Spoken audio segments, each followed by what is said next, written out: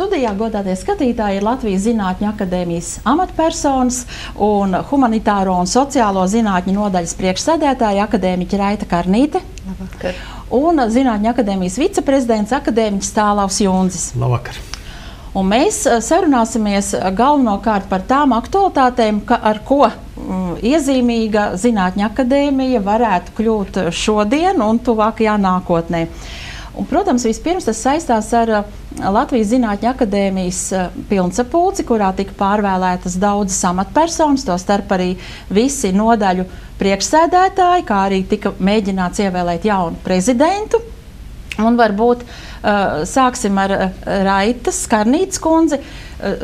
Tieši gribētos uzzināt, jūs tikāt pie jauna amata, jūs tikāt ievēlēti par lielas nodaļas priekšsēdētāju.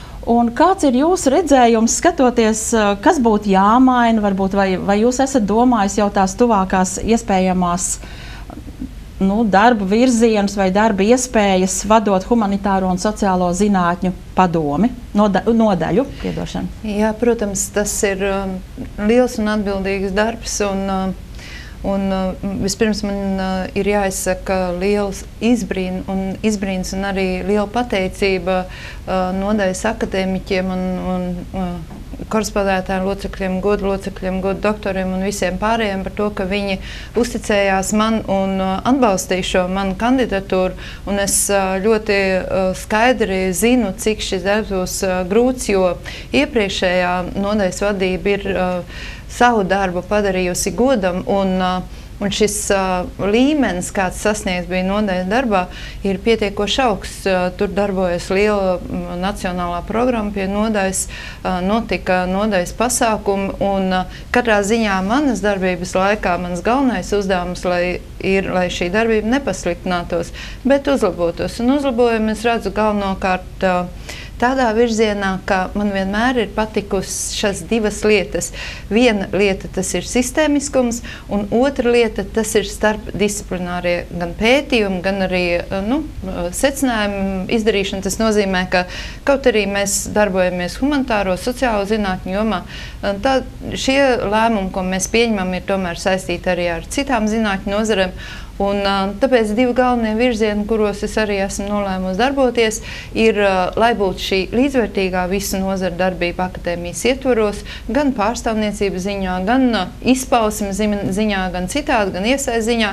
Un otrkārt, lai būtu šī sadarbība starp tagad jau manu nodaļu, starp humanitāro un sociālo zinātņu nodaļu un dabas zinātņu nodaļām, kas, manuprāt, ir ļoti, ļoti svarīgi. Mēs jau esam šos jautājumus pārunājuši un vienojušies par to. Kā starp citu notiek šī amatpersona izvēle, vai tiek sekots līdzi jau iespējamām kandidatūrām, kas varētu vadīt, teiksim, jaunu nodaļas, kas varētu būt jaunie nodaļu vadītāji, vai jums arī tik jau laicīgi pateikts, ka, Raita, lūdzu, domājiet par to, kā jūs vadīsiet un ar savu programmu iepazīstiniet mūs? Ja man jāsaka godīgi, tad tas man bija ārkārtīgi liels pārsteigums. Es uzzināju par to, ka mana kandidatūra ir noskatīta iepriekšējās dienas vakarā, un tā kā es ļoti cienu cilvēku, kurš man piedāvāja piedalīties vēlēšanās, un absolūti man nebija tāda sajūta, ka ir kaut 1% iespēja, ka es varētu tur būt ievēlēta, bet lai vēlēšanas būtu pilnīgi demokrātiskas un tiešām, lai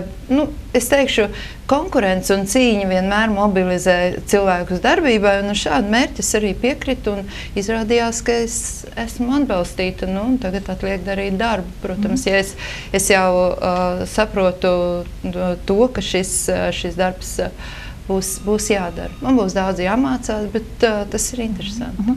Vai tiešām ir tik vienkārši, kā saka Karnītes kundze, ka viņai priekšlikums ir izteikts pēdējā iepriekšējās dienas vakarā, bet droši vien vadība jau par to domāja? Vai es atvainojos? Man saka, ka ir zvans studijā, jā. Lūdzu. Halo, labvakar. Labvakar. Jautājums studijas viesiem. Lūdzu. Vai sociālajām zinātnēm Latvijā ir nopietna nozīme un cik liela tā nozīme?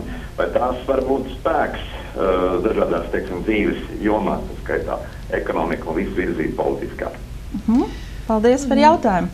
Ja jūs jautājat tieši par sociālajām zinātnēm, es domāju, ka liela nelaime Latvijā ir tā, ka šī zinātnes ir novērtēts nepamatoti zemu, jo es nezinu citu tādu valstu, kurā nebūtu valsts nozīmes ekonomisko pētījumu iestāžu. Mums ir tikai universitātes, bet ir zināms, cik universitāšu profesori ir noslogoti, cik viņiem paliek laika pētnieciskam darbam.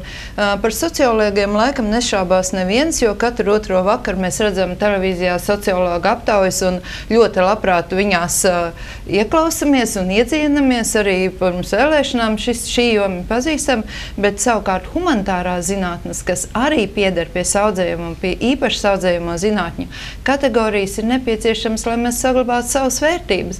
Tāpēc viens no šiem darbības laukiem, kurus arī redzu un kurš nebūs no vieglajiem, būs pierādīt pretējo šī jautājuma uzdevēju. Es pieļauju, ka nepārliecībai, bet vismaz jautājumu garam, tas nozīmē pierādīt šo zinātņu nozīmi un principā atgūt viņām arī elpu, tādā nozīmē kā finansējuma ziņā, jo humanitārās sociālās zinātnes, kaut arī viņu daļa zinātņu kopā ir ļoti liela, saņem tikai mazāk par 20% no kopējā finansējuma. Tas ir maz.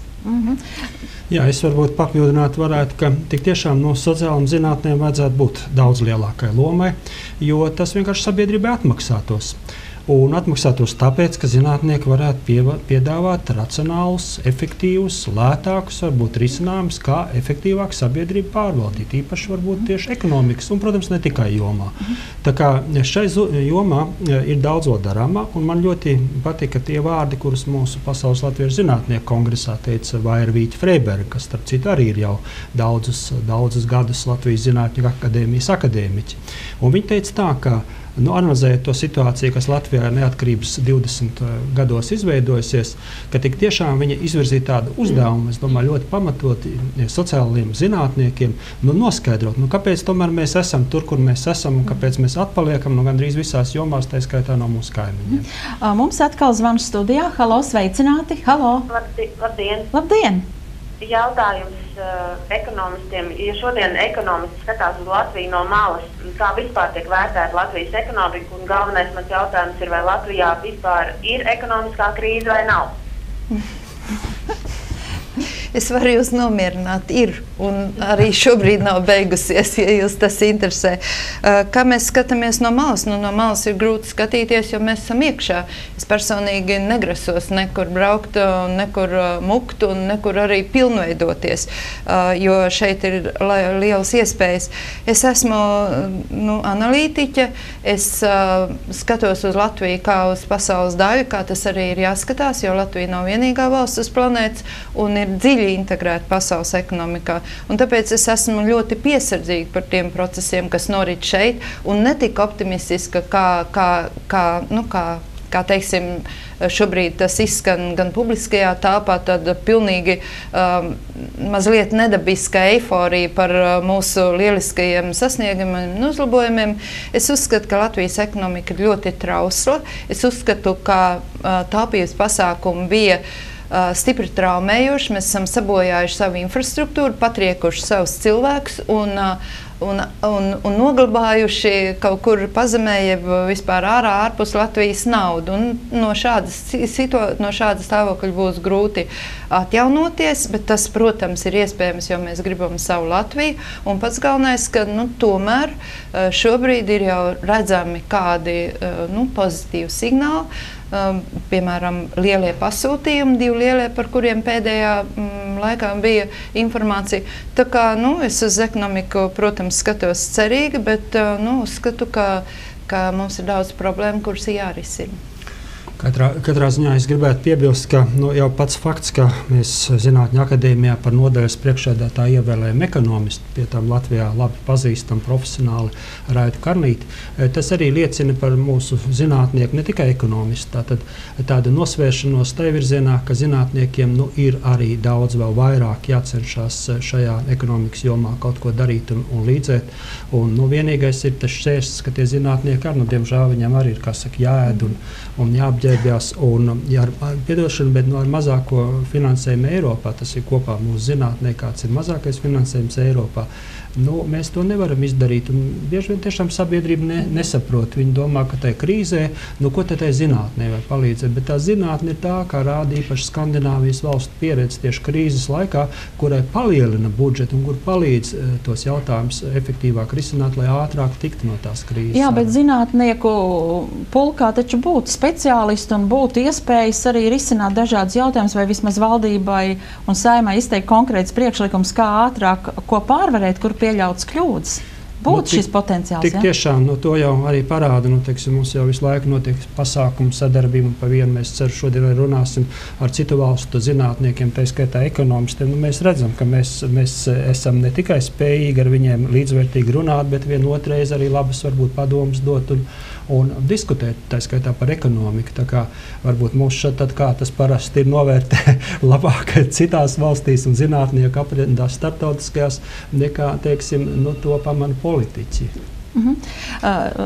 Jūs jau pieminējāt, ka mēs noteikti, un godātie skatītāji, tiešām runāsim par ekonomiku vēl nedaudz, bet mums ir zvans, un tāpēc uzklausīsim skatītājus. Halo! Labvakar! Labvakar! Jautājums Tālā Joņskungam. Kā šobrīd ir ar prezidenta vēlēšanām? Jo es atceros, ka televīzijā skatījos, ka tur bija tās kandidatūras laikā viena balss pietrūka. Kā šobrīd ir, vai tie kandidāti, kas tur piedalījās, varēs arī tagad startēt? Jā. Paldies par jautājumu. Es domāju, ka jūs jautāsiet par valsts prezidentu, bet to mēs ar laikam runāsim par viņa vēlēšanām. Jā. Bet runājot par Latvijas Zinātņu akadēmijas prezidentu, kuram, protams, arī ir liela ietekme uz Latvijas zinātnes attīstību, es varu teikt, ka nākamās vēlēšanas notiks novembrī, un šajās vēlēšanās paliek tie paši divi kandidāti. Tātad ļoti cienījamais Ivars Lācis un Ojārs Spārītis. Arī no humanitāro zinātņu jomas ir Ojārs Spārītis un savukārt fiziķis, optikas speciālists, bijušais rektors Ivars Lācis. Bet jauni pieteikties kandidāti, tas ir izslēgta iespēja.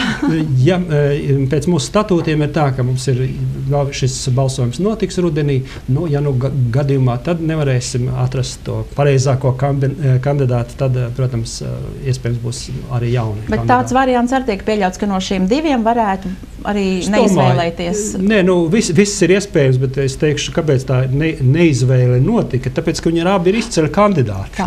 Jā, mēs turpināsim pēc pauzes.